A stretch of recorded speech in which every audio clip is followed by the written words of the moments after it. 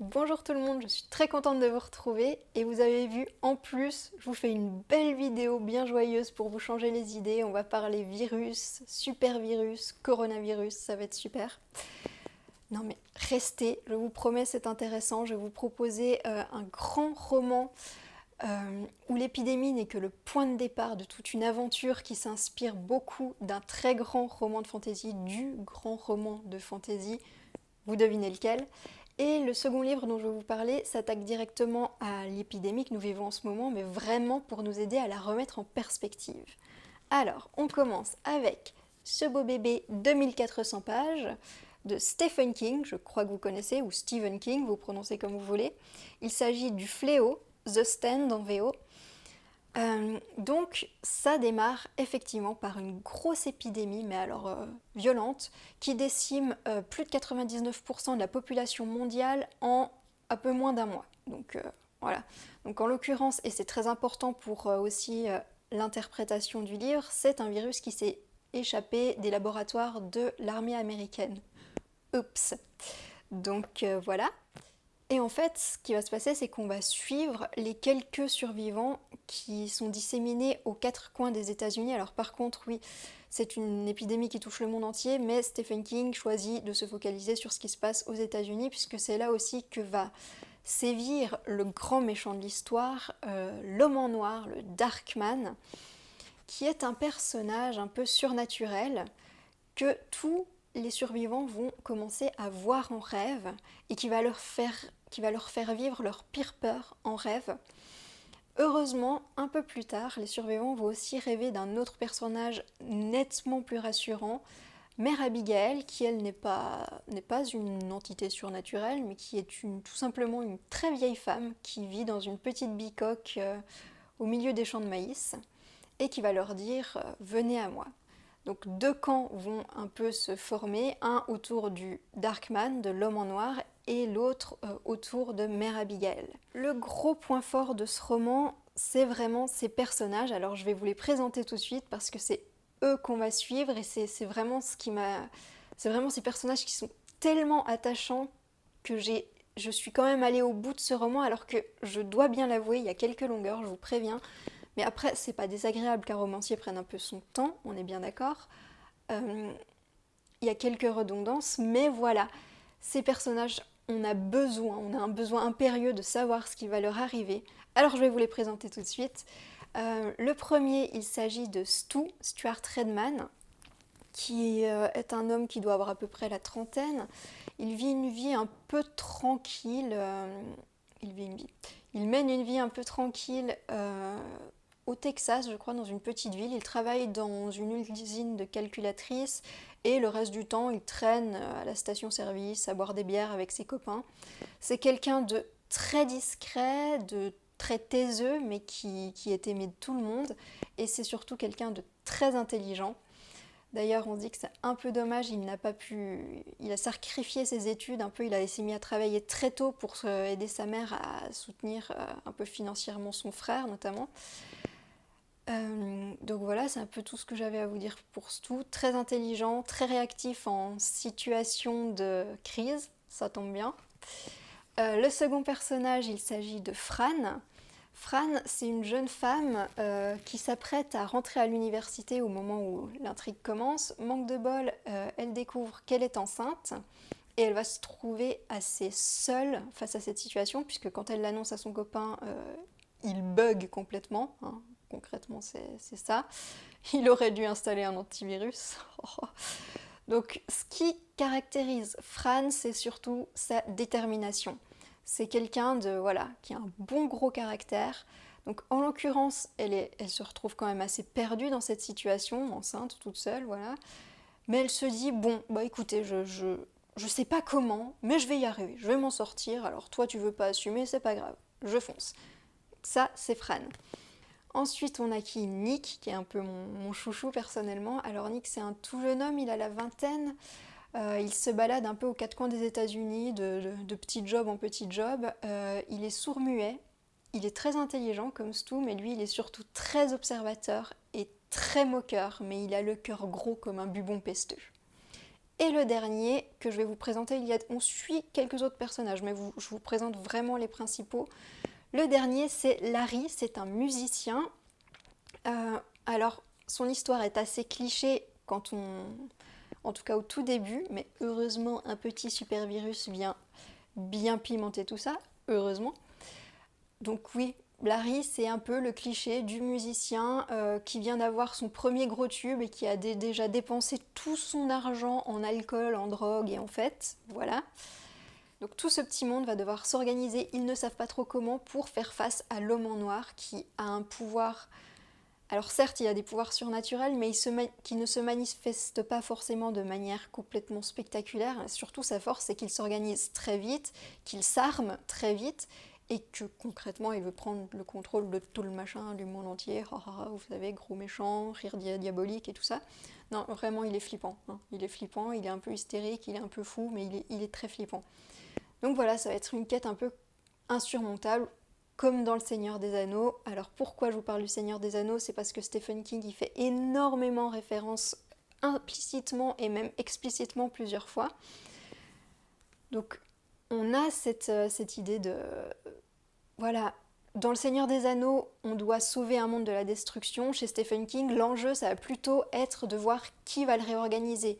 L'homme en noir ou Mère Abigail et tous ceux qui voudront bien la suivre. Après, moi, c'est vrai que j'étais allée sur ce roman, surtout parce qu'on me l'avait vendu comme un roman qui transposait une aventure de fantasy, mais dans le monde moderne, où on retrouve les codes un peu de la fantasy, mais ça va se passer dans le monde moderne. Mais ce que fait Stephen King aussi, c'est qu'il utilise ce prétexte, cette espèce d'ambiance apocalyptique, pour aussi faire une critique de la société américaine. Donc il y a beaucoup de choses, des réflexions par exemple sur les armes et compagnie. C'est vrai que je m'attendais pas forcément à ça, que c'était pas forcément ce que je cherchais, mais si ça vous intéresse, si c'est des thématiques qui vous intéressent, si vraiment vous vous intéressez un peu aux États-Unis, à la société américaine, vous pouvez y aller sans problème. D'ailleurs, ce livre, ça peut être intéressant de le savoir, il est paru en 1979 pour la première fois. D'ailleurs, Stephen King imagine que cette épidémie se passe en 1990, voilà, l'été 1990, je ne sais pas si ça vous intéresse, mais je le précise. D'ailleurs, ça a été adapté 2 fois en série. Alors la première série date de quand? Je ne sais plus exactement, mais la dernière date de l'an dernier en fait. Ce qui est drôle, c'est qu'ils étaient en pleine production de la série quand l'épidémie de coronavirus a commencé à bien dégénérer. Donc ils n'ont pas sorti la série pour exploiter le filon, mais voilà, ils étaient un peu, ouais, c'est bizarre, on fait une série sur un gros super virus, et là ça commence à sentir mauvais. Je pense que l'ambiance devait être sympa. Alors je l'ai pas vue la série, je sais juste que Whoopi Goldberg a le rôle de Mère Abigail. Comme dans la première série, elle jouait déjà Mère Abigail dans la première adaptation en série. Aussi, chose intéressante, c'est que Stephen King a apparemment réécrit la fin. Et il a ajouté quelques petites choses, il a modifié certaines choses. Je crois qu'il a voulu donner aussi une importance plus importante, un rôle plus important au personnage de Fran. Donc voilà, je ne l'ai pas encore vue, c'est pas forcément évident de la trouver. Je crois que pour l'instant, elle est disponible que sur Canal Play. J'ai pas envie de payer un abonnement Canal Play pour ça. Le roman m'a suffi. Donc d'ailleurs, voilà, que vous dire de cette lecture? Donc comme je vous l'ai dit, il y a quelques longueurs, mais on s'accroche pour les personnages. Et voilà, donc toutes les réflexions de Stephen King sur la société américaine ne m'ont pas forcément frappée, mais vraiment j'admire la performance où vraiment on retrouve vraiment, on a vraiment l'impression de lire une grande aventure de fantasy, mais dans le monde moderne. Donc je me répète un peu, vous m'excuserez. Mais voilà, donc c'est plutôt une bonne lecture, quelques longueurs, c'est normal, 1400 pages. Donc voilà, je crois que je vous ai dit à peu près tout ce que je voulais vous dire sur Le Fléau. On passe au deuxième livre que je voulais vous présenter. Il s'agit de 8 milliards de cendrillons, qui est un ouvrage collectif qui réunit plusieurs écrivains russes. Ils sont 9. Ce sont des articles très courts en fait, assez courts. Oui, c'est ça que je voulais vous dire, parce que moi c'est vrai que je m'attendais à des essais plus développés, et du coup, non, c'est des petits articles qui nous donnent des petites pistes. Ce sont des articles qui sont parus dans le Courrier de Russie au printemps dernier, donc printemps 2020, je ne sais pas si vous vous souvenez de l'ambiance, qui réunit donc plusieurs écrivains russes. Je ne sais pas si, personnellement je ne les connaissais pas tous, Je connaissais Evgeny Vodolaskine, je connaissais de nom Sacha Filipenko, Andrei Gerasimov et Sergueï Lebedev. Enfin, je vous mettrai toutes dans la barre d'infos, vous pourrez lire un peu tous les noms, tout ça. Je vous mettrai aussi le lien d'une présentation aux Journées du Livre Russe. C'est l'éditrice qui présentait cet ouvrage aux Journées du Livre Russe. Et la vidéo est assez sympa. En même temps, l'éditrice, c'est quelqu'un de passionnant. Ça a été ma prof d'histoire de la littérature russe, donc c'est court, bref. Quelqu'un de passionnant, donc je vous mets ça pourra peut-être vous intéresser. Donc, ce qui s'est passé, c'est qu'en fait, apparemment, on a demandé à ces écrivains d'imaginer un peu l'après-coronavirus. Mais ce qui est drôle, c'est qu'ils n'ont pas osé, dans le sens où ils sont extrêmement prudents. Et c'est ça que je trouve intéressant avec le point de vue d'écrivains, c'est qu'ils ne vont pas être là pour affirmer des choses, ils ne sont pas là pour donner des réponses de manière aussi urgente que les journalistes ou les scientifiques. C'est d'ailleurs Evgeny Vodolaskine qui disait dans une table ronde que l'écrivain n'est pas là pour donner des réponses, mais pour bien formuler les questions, pour poser les bonnes questions. Et du coup, je trouve que ça nous permet d'aborder le problème d'une manière complètement différente. Et c'est très intéressant parce que du coup, au lieu de se projeter dans l'avenir, ils ont plutôt tendance à se pencher vers le passé et à grappiller dans différentes périodes historiques des petits éléments qui nous aident à éclairer un peu ce qu'on vit. Alors on passe par le Moyen-Âge, on passe par la Première Guerre mondiale, on passe par la crise des missiles de Cuba, on passe par plein d'époques différentes. Parfois ils utilisent aussi des petites anecdotes et ils réfléchissent évidemment sur la mondialisation. Ils réfléchissent un peu sur l'avenir de la culture après l'épidémie. Enfin voilà, il y a plein de choses différentes. Mais ah oui, la chose que je voulais vous expliquer quand même, c'était aussi le titre, parce que vous devez vous demander un peu 8 milliards de cendrillons, mais pourquoi ? Et en fait, 8 milliards de cendrillons, c'est le titre du premier article du recueil, qui est signé Yuri Arabov. Alors Yuri Arabov, je ne le connaissais pas d'ailleurs, mais alors ce qui est bien, c'est que au début avant chaque article, vous avez une petite présentation de chaque auteur et les titres de ces romans qui ont été publiés en français. Alors, ce que nous dit Arabov au début de son article, c'est qu'on n'est jamais satisfait, qu'on veut toujours quelque chose de plus, que ce soit le milliardaire qui rêve d'un deuxième yacht ou le SDF qui rêve d'un feuilleté à la saucisse, on n'est jamais satisfait. Il écrit « L'homme vit de la pensée du changement. Cette pensée-sentiment, romancée à l'infini par la culture mondiale, a non-espoir. » Il continue un peu plus loin, je ne vais pas tout vous lire. « La société repose sur la foi en un jour meilleur. Tantôt elle se relève, et tantôt se vautre sur le coussin moelleux d'Hollywood et de la télévision. De part et d'autre de l'Atlantique, on insuffle au citoyen moyen l'idée qu'il est une Cendrillon, digne de l'amour d'un beau prince, qui un beau jour lui offrira tout à la fois la prospérité et le royaume des cieux. Que tout changera parce qu'il est, ce citoyen moyen, un type bien. C'est ainsi que se meuvent sur la planète 8 milliards de cendrillons, ennuyeux et tristes. Et le philosophe, un paria par définition, est le seul à marmonner entre ses dents.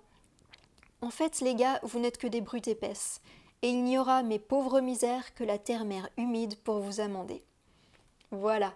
Hein, c'est marrant. Non, mais moi, quand on prend au second degré, c'est super drôle en fait, parce qu'on imagine l'écrivain blasé en train de regarder tout le monde paniquer. Ah là, et puis lui.